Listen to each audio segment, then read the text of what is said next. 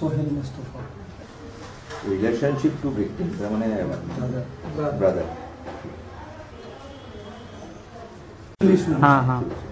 तो पहले यहाँ पे रिलायंस का जो टावर बिठाया है यहाँ पे, तो टावर एक्चुअली डीम में पहले वो शोरूम दिया था, वो रिलायंस का शोरूम। तो बाद में यहाँ का मुरियावारी का जो लोग है वो लोग यहाँ पे बोला कि नहीं, यहाँ पे टावर बिठाया तो यहाँ पे शोरूम होना चाहिए। तो एक दिन चला गया, वो ऑफिसर लोग आया उसका रिलायंस का, तो बोला ठीक है, तो यहाँ पे कौन करेगा? तो सब लोग बता रहा है कि यहाँ नजमुल करेगा। तो ठीक है, नजमुल का साथ बात किया तो ढीम वाला वो नहीं मान रहा था, ढीम वाला जो शोरूम खोला है वो लोग नहीं मान रहा था। बोला ठीक है, तो तुम लोग वहाँ पे करो, मुड़ियावारी में नजमुल करेगा। तो दे दिया। तो उस टाइम में जो विनायक का जो मैनेजर है, विनायक का जो मैनेजर है वो नवीन शर्मा, तो नवीन शर्मा का साथ भी मतलब बात काटाकाटी हुआ था कि नहीं, आप मुड़ियावारी में नहीं खुल सकते, ढीम में खुला है तो ढीम में ही चलेगा, वो दादा का साथ, भाई का साथ। तो लोग नहीं मान रहा था, बोल रहे नहीं हम लोग टावर ओपनिंग करने नहीं देंगे पहले एकदम। तो बाद में जाके नवीन शर्मा कुछ नहीं बोला, वो वहाँ से गुवाहाटी से और रिलायंस का वो ऑफिसर लोग आया, आके बता रहा है तो ठीक है आप यहाँ पे कर सकते हो तो कर लो, लेकिन आपको ये शर्त मानना पड़ेगा, आपको पैसा जमा करना पड़ेगा यहाँ पे शोरूम करने के लिए, और कुछ मतलब पेपर दिया है साइन करने के लिए। तो गया, एक्सेल गया, जाने के बाद वहाँ से प्रेशर करने लगा ऑफिस से, विनायक से, कि नहीं तुमको जो शोरूम दिया है उसके लिए तुमको ये कनेक्शन देना पड़ेगा, बहुत कनेक्शन देना पड़ेगा, कनेक्शन नहीं देने से तुम्हारा ये शोरूम काट दिया जाएगा। तो अगर कनेक्शन, हम इतना कनेक्शन कैसे देंगे? तो वो लोग बोला कि कनेक्शन तुम लोग एक काम करो, फोटो वगैरह ये सब कलेक्शन करो, कलेक्शन करके उस सर्टिफिकेट वगैरह ये सब बना लो, बना के तुम लोग कनेक्शन देते रहो, तुमको स्कीम भी मिलेगा, तुम्हारा शोरूम भी बच जाएगा।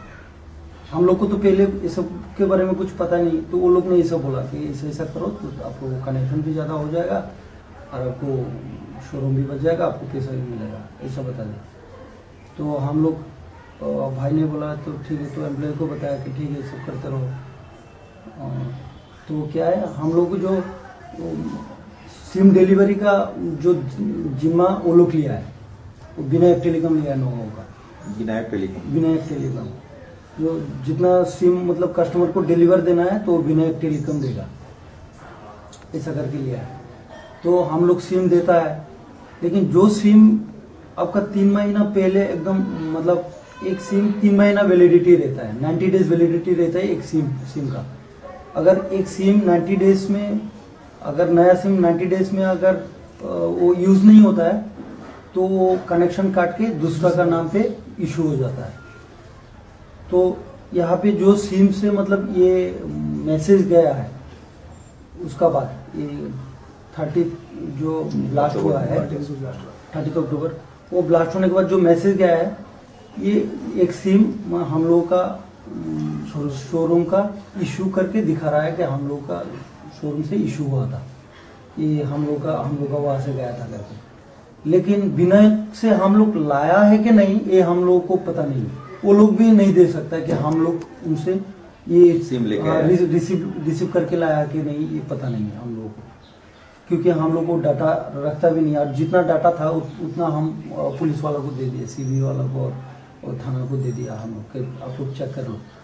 तो वो लोग को नहीं मिला वहाँ पे, ये सब मतलब रिसीव हुआ करके नहीं मिला, ये सिम रिसीव हुआ करके, बाकी दूसरा बहुत हजारों सिम रिसीव हुआ करके वहाँ पे एंट्री है, लेकिन वो सिम हम लोग के पास एंट्री नहीं था। तो वो सिम हम लोग के पास आया था या नहीं आया था वो पता नहीं, ये विनायक से गया था या हम लोग के पास आया था। हम लोग के पास आने से हम लोग का कंप्यूटर में इशू हो जाता आराम से, क्योंकि बाकी सब इशू है, ये इशू नहीं है। लेकिन ये विनायक से आया करके ये हम लोग के पास प्रूफ नहीं है, तो वो लोग बोल रहे हैं हम लोग को दिया, तो ये बात गया, एक नंबर बात। 2 नंबर बात, एक सिम इशू होने के बाद 3 महीना का बाद अगर यूज नहीं होता तो ये कैंसिल हो जाता है, तो 6 महीना का बाद ये यूज हुआ है, 6 महीना का बाद ये रिसर्च हुआ है, रिसर्च होने के बाद 1 दिन का बाद ही आपका ये मैसेज गया है। तीन महीना तक इसको वैलिडिटी रहता है। वैलिडिटी रहता है अगर यूज नहीं होता है। अगर यूज नहीं होता है, और ये सिम 3 महीना तक यूज नहीं हो रहा था। 3 महीना से ज्यादा यूज नहीं हो रहा। 6 महीना तक यूज नहीं हो रहा हाँ। था, और उसके बाद इसको रिसर्च और यूज हुआ। और उसी नंबर से एक मैसेज आया था। तो उसका बाद पहले हम लोगों के पास ये शोरूम था, हम लोग का रिलायंस का पेट्रोल पंप था। तो इसका चक्कर में जब एक केस गिर गया, ये केस आ गया भाई का नाम पे, क्योंकि प्रॉपर्टर दादा था उसका, तो पुलिस पकड़ के लेके गया। तो भाई ने सब सच बता दिया कि ऐसा है। हम लोग को तो ये सब पता नहीं है, हम लोग का यहाँ से सिम जाता नहीं है, लेकिन ये सिम कहाँ से है हम लोग को पता नहीं है। शायद हम लोग का फॉर्म बेचता है वहाँ पे, विनियोग भी वो इशू करके विनियोग भी दे सकता है दूसरा आदमी को। तो पुलिस गया, हम लोग का जो पेट्रोल पंप था वो भी बिक्री हो गया वो चक्कर में, केस के चक्कर में वो शोरूम भी बंद हो गया। तो भाई मतलब बहुत 2 महीना जेल में भी रहा। सीबीआई ने जेल में भर दिया 2 महीने। 2 महीने का बाद आया तो बहुत रीसीन हो गया, पैसा कर्जा वर्जा लिया था, सब बिक्री कर दिया। तो पैसा नहीं था, आदमी लोग आ रहा था कर्जा के लिए, तो ये टेंशन था। ऊपर से सीबीआई वाला प्रेशर कर रहा था कि नहीं आप कबूल कर लो कि आप किया है करके। भाई बोला हम किया ही नहीं तो कबूल कैसे करेंगे, क्यों करेंगे कबूल। तो बोला नहीं अगर आप कर देंगे तो आपको बचा देंगे, 1 हफ्ता हो जाएगा या कुछ फाइन दे देंगे, ऐसा बोला। बोल रहा नहीं हम किया ही नहीं तो हमारा इसमें गलती स्वीकार करने की कोई बात ही नहीं आ रहा है, हम नहीं करेंगे। तो विनायक के बारे में बोला, वो लोग को भी लिया, वो लोग को कुछ प्रेशर नहीं किया। भाई को कुछ मरा होगा, मरा भी है, फिजिकली टॉर्चर किया था। और मतलब 2 दिन 4 दिन बाद फोन करता था और प्रेशर करता था, मेंटली प्रेशर करता था। क्या फोन में क्या बताता था, क्या बोलता था? फोन में बोल रहा था, धमकी देता था सीबीआई वाला। बोल रहे तुम वो कर लो, स्वीकार कर लो, नहीं तो तुमको प्रॉब्लम हो जाएगा, तुमको ये अच्छा नहीं होगा तुम्हारे लिए, तुम कहाँ तक जा सकते हो, तुम यहाँ मोलियावारी में छुप के रह सकते हो क्या, मतलब ऐसे धमकी देता था। तो मतलब मेंटली डिप्रेस हो गया था, पूरा दिन घर में बैठता रहता था। जो आदमी एकदम सारा दिन मतलब बिजनेस में लगा रहता था, पूरा आदमी के साथ बातचीत कर रहा था। आप मोलियावारी में हर किसी को पूछिए भाई के बारे में, एक आदमी अगर गलत बताएगा कि नहीं, वो उसका बाबुल करके बुलाता था, नाम नजमुल था, कि बाबुल खराब आदमी है करके एक आदमी अगर बताएगा तो हम उन लोगों का जिंदगी भर गुलामी करेंगे। एक आदमी ऐसा नहीं है, मतलब हमेशा गरीब लोगों का साथ ज्यादा रहता था, वो गरीब लोगों को मतलब ज्यादा हेल्प करता था। अब किसी को भी पूछिए, 100 to 100% आदमी को पूछिए, कोई अगर बताएगा नहीं बाबुल खराब है तो हम बताएंगे नहीं बाबुल ये आदमी खराब है करके। कोई नहीं बता सकता कि बाबुल खराब है। तो वो लोग मेंटली प्रेशर करता था, उसकी वजह से उसका ऋण भी हो गया, पूरा पैसा वैसा का प्रॉब्लम हो गया। तो घर में बैठता रहता था दिन भर। तो उसको कुछ दिन में बात किया कि भाई चलो ये सब जो हुआ अल्लाह करेगा, वो सब ठीक हो जाएगा, सब अल्लाह का मर्जी है, तो दुआ करते रहो सब ठीक हो जाएगा। तो कुछ बात नहीं करता था। तो उसी की वजह से वो मेंटली डिप्रेस होके वो एक दिन अचानक वो सुसाइड कर लिया। हम लोगों को किसी को पता नहीं, कुछ भी झगड़ा नहीं, कुछ अच्छा। मरने से 10 मिनट पहले मेरा साथ बात हुआ। मैं दुकान बंद करके आ रहा था रात को, मैं नौगांव गया था तो फोन किया था मुझे पता नहीं चला, मिस कॉल देखा, मैं फोन किया भाई क्या हुआ, फोन किया था, बोल रहे हाँ तुझे ढूंढ रहा था, फोन किया। मैं बोला क्यों, बोल रहा ऐसे ही कुछ काम था करके, बोल रहा ठीक है रखता हूँ बाद में बात करें। एक काट दिया, मैं घर में आ गया, 1 घंटा बाद सुना वो भोजन खा लिया। शायद मेरे साथ बात करना चाहता था इसलिए, लेकिन कुछ भी घर में कुछ भी झगड़ा नहीं था, कुछ भी नहीं था। यही मेंटली डिप्रेस हुआ था, पैसा का, सीबीआई का, ये सब मतलब सीबीआई पकड़ने का बाद ही हम लोगों का ये प्रॉब्लम शुरू हुआ। कब किया उन्होंने सुसाइड? ये आपका डेट याद? डेट तो फिलहाल याद नहीं है। कितने महीने हो गए?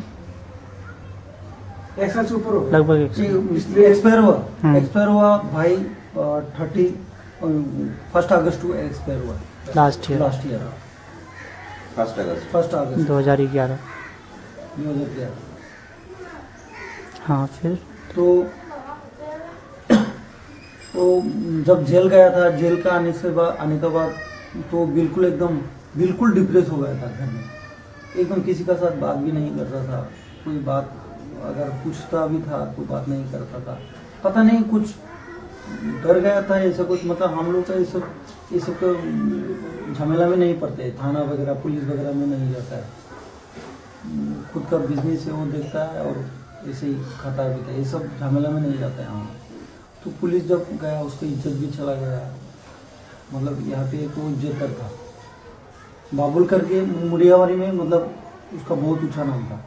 वो कुछ भी नहीं था, एमएलए वगैरह कुछ भी नहीं था, लेकिन उसका नाम पब्लिक का साथ उसका डीलिंग बहुत अच्छे थे। पब्लिक का साथ रिलेशन माइंड में ये घुस गया कि मेरा कुछ साल पहले मेरा साथ इतना रिलेशन था, अभी जब हम मार्केट में आते हैं बाजार में जाते हैं कोई हमें पूछते नहीं है, पुलिस इसलिए नहीं पूछता है। एक सीबीआई मेरे पकड़ के ले गया, झोला सुसा हो गया, ये खराब आदमी है ये है, तो उसको माइंड में ये चीज आ गया, ये बैठ गया ये। तो बस इसी का चक्कर में घूम रहा है, मेरा क्या हो गया मेरा क्या हो गया। तो मेरा आदमी इतनी इज्जत करते थे, जैसे वो ना कोई पॉलिटिक्स लीडर थे, सिर्फ वो एक बिजनेसमैन थे। पब्लिक का रिलेशन इतना अच्छे थे, तो मार्केट में आते थे सभी लोग पूछते थे। जब इस घटना हो गया तो उसके बारे में मतलब जो पब्लिक रिलेशनशिप सारे उसको टूट गया। तो उसको वही मेन बात वही उसको माइंड प्रेशर आ गया और वो अपना मतलब ये जब हुआ था सोचते रह कि मैं अपना दुनिया में नहीं रहेंगे, अपना सुसाइड करेंगे। तो उसका मतलब कोई रास्ता कोई नहीं मिला, लास्ट में कोई सहारा नहीं मिला। तो मतलब दुनिया में वही आ गया, तो मेरा सुसाइड करने का मतलब मेन चीज है।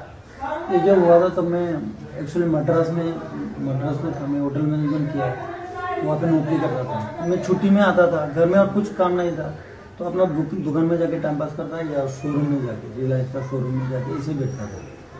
तो वो लोग काम कर रहा था, मैं इसे जाके बैठता था। मुझे तो ये सब के बारे में कुछ भी पता नहीं था, बिजनेस क्या है क्या नहीं है, ऐसे ही बैठता था, टाइम पास बातचीत करता था, फिर आ जाता था। तो उस टाइम में तो बम ब्लास्ट हुआ है, मुझे तो ये सब के बारे में पता नहीं। तो एम्प्लॉय लोग जो काम करता था वो लोगों को पूछा कि दुकान में कौन कौन बैठता था शोरूम, बोल रहे मालिक आता था कभी कभी और उसका छोटा भाई कभी कभी आता था बैठता था। तो सीबीआई वाला ने मेरा नाम भी उसमें जोड़ दिया ताकि कि मैं उन लोगों को डॉक्यूमेंट वगैरह सप्लाई करता था, कुछ फोटोज सर्टिफिकेट वगैरह सप्लाई करके उन लोगों को देता था ये कनेक्शन के लिए। सीबीआई वाला ने मेरा नाम भी जोड़ दिया उसमें, जोड़ देके अभी मेरा नाम पे भी चार्जशीट कर दिया। अभी मुझे भी महीना जाना पड़ रहा है वहाँ पे। भाई तो गुजर गया, अभी फिर भी मुझे मतलब उस दिन में गया था, जब लास्ट टाइम गया था उस दिन से ये बोल रहे क्या भाई तुम लोग क्या रोज आओगे क्या, शिकार कर लो, तुम लोग बोल दो, तुम लोगों को कुछ परेशानी नहीं होगा, 1 हफ्ता का ऐसा कुछ जेल होगा, नहीं तो कुछ फाइन वगैरह होगा, तुम अगर बोलो तो हम जज साहब को बोल के हम करवा देता है। सीबीआई ने बोला, मैंने बोल रहे नहीं आप अगर वो आ सकते हो, हम लोग जो किया नहीं क्यों करेंगे, हम शिकार नहीं करेंगे, आप अगर बोल सकते हो तो प्रूफ करके दिखाओ। बोला प्रूफ हम लोग किया नहीं तो प्रूफ कैसे करोगे, तुम करो, हम लोग क्यों करेंगे, हम मेरा जो कैरेक्टर है उसमें दाग क्यों लगाएंगे, हम किया नहीं, तुम करो, इतना परेशान कर रहे हो, हम क्यों करेंगे। बोल रहे हम लोग तो सरकारी खर्चा में आएंगे, तुम्हारा अपना खर्चा होगा। बोल रहे खर्चा का बात नहीं है, तुम मेरा कैरेक्टर में दाग लगा दोगे, ये हम मान लेंगे क्या। मैंने बोला सीबीआई को, बोला ठीक है तब चलो। केस अभी तक चलता है? अभी तक चल रहा है, 12-13 तारीख को डेट है, दिसंबर 13 तारीख। और जो नजीरुद्दीन का केस, उसका चार्जशीट में नाम नहीं आया। पहले 4 आदमी का चार्जशीट में नाम था, 2 एम्प्लॉय का, मेरा और भाई का। अभी तो भाई गुजर गया, अभी भाई का नाम नहीं है, मेरा और 2 एम्प्लॉय का नाम है इसमें। हैंडसेट लाता था होलसेल में बिक्री करने के लिए, लेकिन जहां से लाता था वहीं पे वहां पे ये IMEI नंबर का कोई मोबाइल नहीं है। लेकिन विनायक बोल रहा है उन लोग से हम लोग उठाया करके, लेकिन वो प्रूफ नहीं दे सकता। क्लासिक का पूरा प्रूफ है हम लोगों के पास। छोटा बच्चा है उनका, 3 बच्चा है, 2 लड़का है। आपको पुलिस पूछताछ के लिए कभी बुलाया? नहीं, सीबीआई पूछताछ किया। मतलब ले गया या घर पे आके पूछताछ? नहीं, वहाँ पे बुलाया, हम लोग गया वहाँ पे। अच्छा। तो जब मुझे अरेस्ट किया है तो अरेस्ट करने के बाद वहाँ पे मुझे बुलाया था, ऐसे ही रोज बुलाता था, रोज मतलब 15 दिन महीना बाद बुलाता था, हमेशा बुलाता था, 15 दिन बाद के फोन करके बुलाता था आ जाओ। तो उस दिन जब अरेस्ट करेंगे उस दिन भी गया था, जाने के बाद बोला तुम लोग अरेस्ट हो। हम लोग को तो पता नहीं था, हम लोग कोऑपरेटिव करता था कि चलो केस अगर सॉल्व हो जाएगा तो अच्छा है। हम लोग उन लोगों को बोल रहा है हम लोग जितना चाहे हम लोग कोऑपरेटिव करेंगे आप लोगों का साथ। आप जब भी चाहे तभी बुला सकते हैं, हम लोग आ जाएंगे, कोऑपरेटिव करेंगे आप लोगों का साथ। तो विदाउट प्रूफ का सीबीआई ने मतलब वो लोग के कुछ फायदे के लिए हम लोग को किया।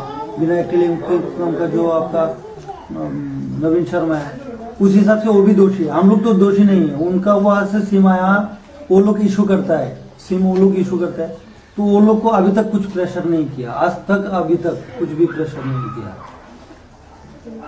और जहां से आपका सिम का जो मैसेज हुआ था वो ये टावर का अंडर में नहीं है, वो ढींग टावर का अंडर में है, कांदुली मरी करके उसका अंडर में। और सीबीआई ने बोला कि तुम्हारा दाढ़ी वाड़ी है, तुम नहीं किया है, तुम थोड़ा जिहादी हो, ऐसा बोला, तुम साला जिहादी हो, उसका भाषा में बोल रहा हूँ। तुम्हारा दाढ़ी वाड़ी है, सर में टोपी है, पंजाबी पहनते हो, तुम साला जिहादी हो।